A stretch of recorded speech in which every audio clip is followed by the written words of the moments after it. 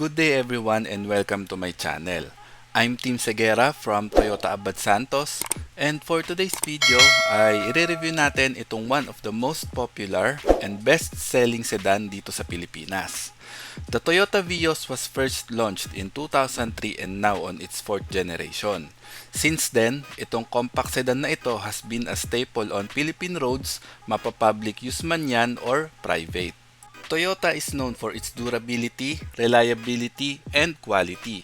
Kaya itong Vios na to, sulit talaga lalo na sa mga first-time car buyers and affordable pa yung price niya. Tried and tested na rin dito sa Pilipinas itong Vios. Kaya last year, 2023, 37,971 customers ang bumili nitong Vios. Yung SRP pala nitong Vios XLE CVT is 902,000 pesos. And available itong Vios na to in 5 different colors. Merong super red, grayish blue mica metallic, black, blackish red, and itong asa harapan nyo is yung silver metallic. Wag na nating patagalin, i-check na natin yung interior, exterior, and yung engine nitong Vios. Ito yung engine ng Vios natin. It is a 1.3 liter inline 4-cylinder, 16-valve, double overhead cam, dual VVTi. And yung horsepower niya is 99 horsepower at 6,000 RPM and 123 Nm of torque at 1,400 RPM. And yung transmission nito is CVT and available din to sa 5-speed na manual transmission. Napakadali din i-maintain ng Vios and sobrang low maintenance siya. And when it comes to after-sales service and parts availability, sobrang dami mong mabibiling parts sa kasaman or sa labas. I-check naman natin yung exterior niya. Dito sa harap, naka-halogen headlight tayo and meron tayong LED na fog lights. Yung grills niya is matte black and wide siya for better cooling. Then dito naman tayo sa wheels niya. Naka 15 inches 2-tone alloy wheels tayo and yung tire size niya is 185 by 60 R15. Naka ventilated discs tayo with ABS with electronic brake distribution and brake assist. And yung suspension niya sa harap is naka MacPherson strut. Then dito sa likod is naka drum brake tayo and yung suspension niya is torsion beam. Maganda na din yung design ng antena niya dahil naka fin type antena siya and meron ding rear defogger. Then ito yung halogen taillight niya, same with the hazard light and reverse light. Tapos may reflector din sa baba. Naka-chrome yung Toyota logo and Vios badge natin. Tapos dito naman sa rear bumper niya meron na tayong dalawang reverse sensor and ito naman yung backup camera niya. Then kapag inopen natin tong trunk, ito yung napakalaking storage capacity ng Vios. And naka full size tayo na tire reserve. And dyan din nakalagay yung tools natin, pero yung jack is nasa under seat ng passenger side. Meron na rin siyang halogen bulb na third brake lamp. Then, yung fuel tank capacity pala ng Vios is 42 liters. And kahit 91 octane lang or yung regular yung gas niya, okay lang naman.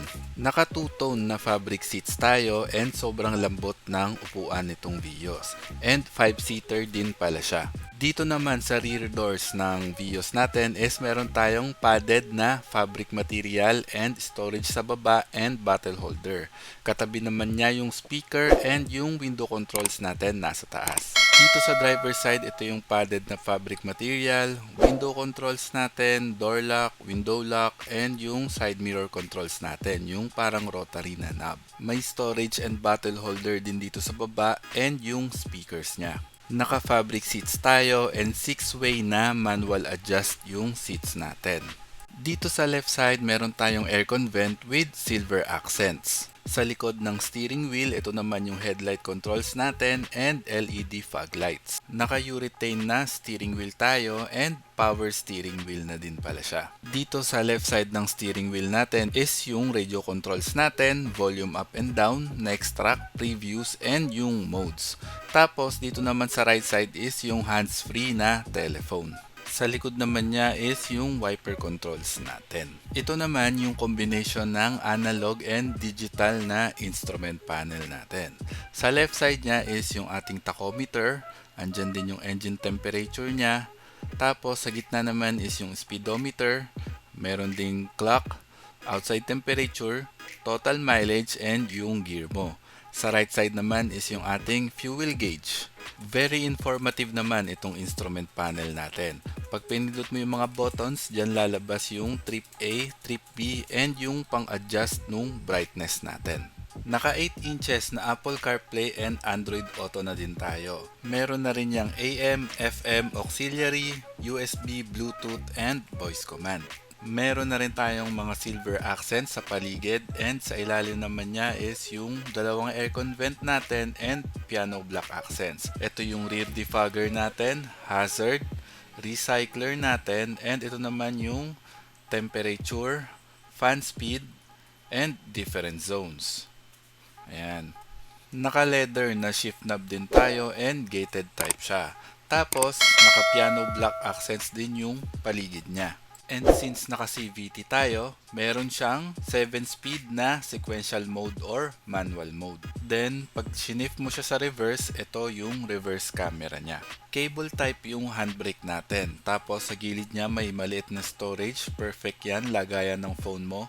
And meron ding 12 volts na power outlet. Diyan siya located.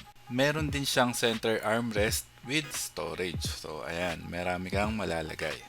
Gray yung headliner natin, tapos ayan yung map light, night and day na rear view mirror, tapos meron tayong vanity mirror din dito.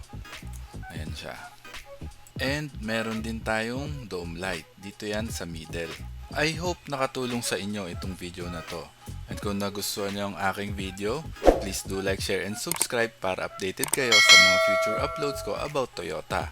For more inquiries, test drive, unit viewing, and kung buying kayo ng any Toyota vehicle, i-message or call nyo lang ako sa number na naka-flash dyan sa screen. So yun lang po, stay safe and goodbye!